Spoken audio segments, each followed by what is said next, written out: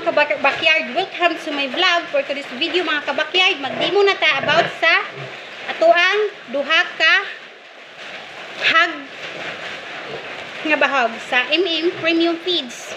So ingon ani ang may tabo mga kabakyard kay magkuha naman ta, magmixing na ta kay tungod naglutas naman ta karon sa atuang mga baktin to ating gilutas. 22 na kabuk mga kabakyard ating gilutas. So magdimo ta kung saan pag-mixing si pre-starter, si hag pre-starter sa Feeds Premium o si hag booster sa Feeds Premium. Ingani ang atong buhaton mga kabakyard oh. Basta mag-mixing na ta sa bahog sa pre-starter o sa booster. So ang may tabo mga kabakyard, sa unang adlaw mga kabakyard, pag mag-mixing ta sa atong paglutas, 75% booster, 25% pre-starter.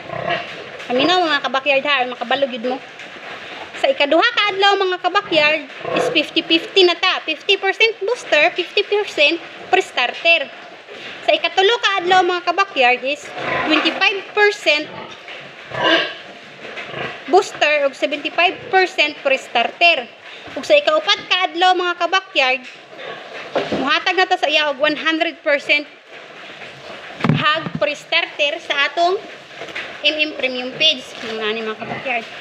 So pag ikaupat ka adlaw ni lagi sa atong paglutas mao na ni atong ihatag sa ilaha mga kabakyard 100% puro hag pre-starter sa atong Premium Feeds. So ingon ana mga kabakyard pag magmixing ka basta bagong lutas ang ato ang mga baktin mga kabakyard para iwas gyud kalibanga kay kung atuan na siya mga kabakyard diretso ipuli ang pre-starter na ay posibilidad nga makalitan ilang tiyan magbasa gyud din kae.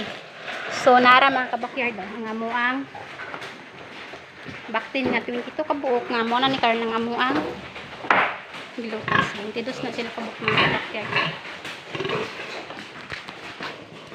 So sa Feeds Premium maayong mutubo mas dali mo asin so mag na ta.